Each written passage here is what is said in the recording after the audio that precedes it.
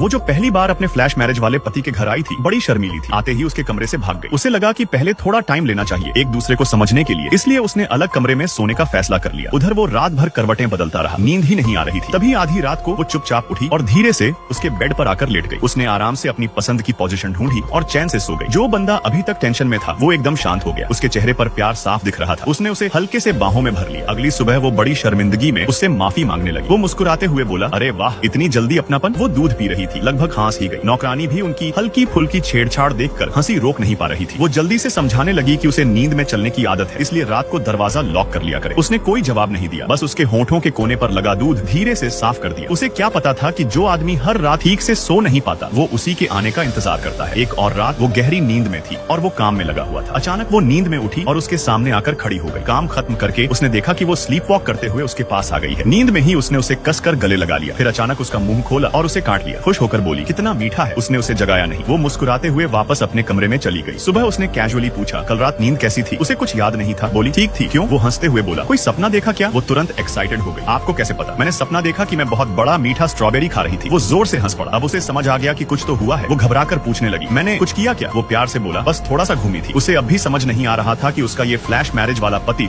सच में उससे प्यार करता है या नहीं, लेकिन वो साबित करेगा, बातों से नहीं, अपने कामों से।